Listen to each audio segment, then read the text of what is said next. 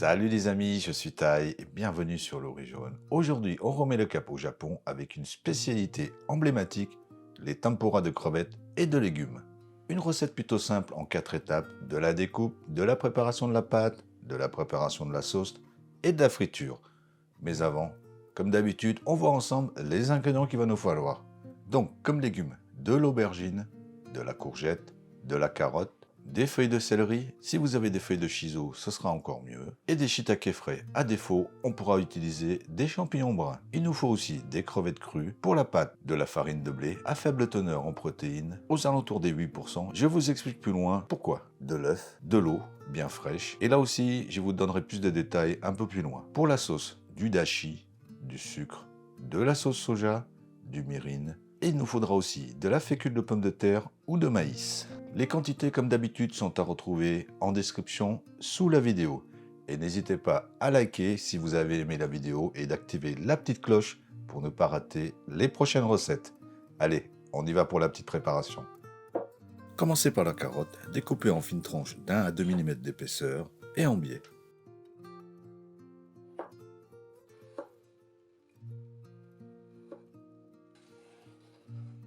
Pour la courgette, on procède de la même façon, mais un peu plus épais, 2 à 3 mm.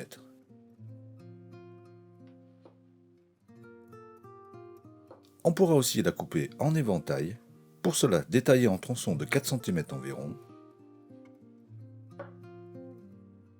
puis retailler en 4 quartiers. Retirer un demi-centimètre de cœur, ensuite faire des entailles côté peau avec des intervalles de 3 mm en laissant une marge en haut d'un demi-centimètre.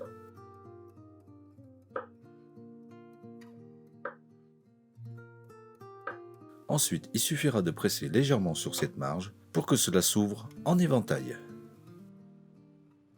En ce qui concerne l'aubergine, ce sera en rondelles de 3 à 4 mm environ.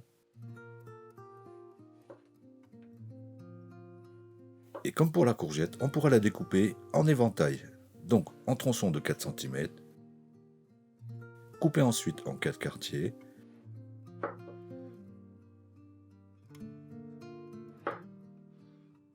retirer un demi-centimètre de cœur,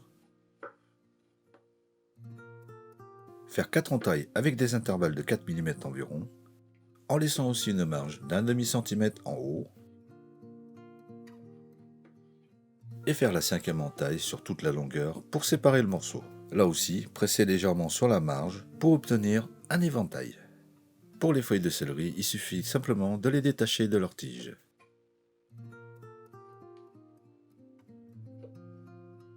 Avec les shiitake frais, leur retirer les pieds,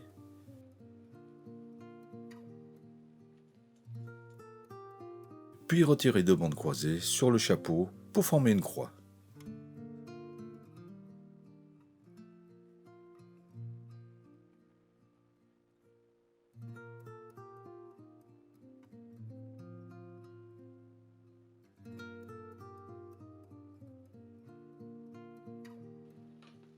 Décortiquez ensuite les crevettes en leur laissant la queue.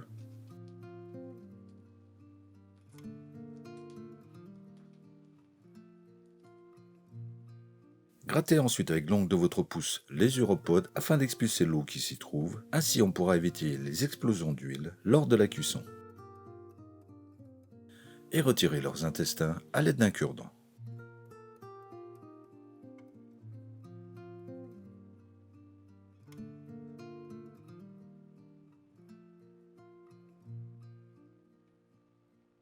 Pour que les crevettes restent bien droites lors de la cuisson, incisez sur tout l'abdomen à 1 cm d'intervalle et d'une profondeur de 3 à 4 mm. Puis la retournez.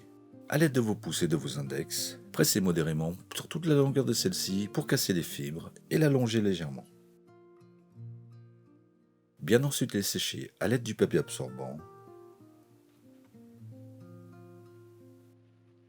Et on va ensuite réfrigérer tous ces éléments pendant le temps de la préparation de la sauce et de la pâte. Donc pour la sauce, dans une casserole, y versez le dashi, le mirin, la sauce soja et le sucre. Dissoudre celui-ci tout en portant à ébullition. Laissez frémir 2 petites minutes, puis on réserve. Portez un bain d'huile à une température de 170 degrés. En attendant, versez la fécule de pomme de terre ou de maïs sur une assiette. Pour la pâte, concernant le taux de protéines dans la farine, prenez celui qui est aux alentours de 8%, car il est difficile d'en trouver avec un taux plus bas. L'idéal, ce serait une farine avec un taux aux alentours de 6%. Tout cela pour que la pâte ne forme pas trop de gluten. Donc, cassez un œuf dans un saladier. Ajoutez un peu d'eau fraîche, mélangez. En ce qui concerne l'eau, il faut qu'elle soit bien fraîche afin de pouvoir ralentir la formation du gluten. Versez le reste de l'eau.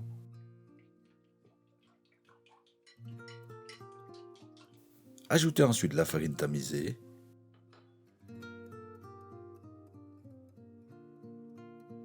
Puis mélangez délicatement sans fouetter. Cela n'a aucune importance si la pâte n'est pas homogène ni lisse.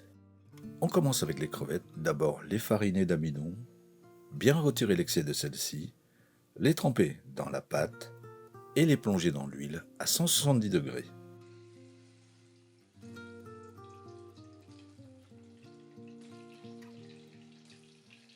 Lorsqu'elles remontent à la surface, s'assurer qu'elles ne collent pas entre elles et laisser dorer environ 3 minutes. On pourra les retirer sur du papier absorbant ou une grille. Si vous voulez des tempura avec plus d'aspérité, une fois les crevettes remontées, parsemez simplement la pâte en gouttelettes sur les beignets.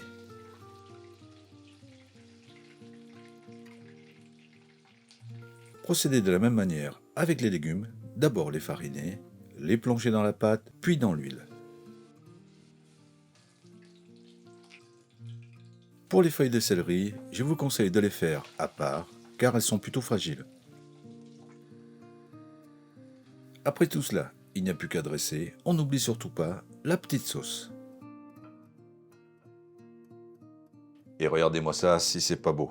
Une recette plutôt simple comme je vous l'ai dit en 4 étapes, donc découpage, préparation de la pâte, préparation de la sauce et friture.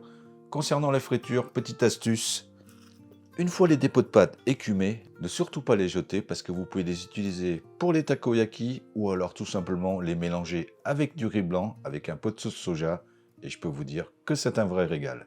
Par ailleurs, on appelle cela le tenkazu que l'on peut trouver dans des épiceries japonaises sous forme de petites perles fabriquées à partir de la pâte à tempura. Voilà, toujours aussi simple et efficace comme d'habitude. En attendant de vous retrouver pour une nouvelle vidéo, nous, on vous dit à bientôt et bon appétit!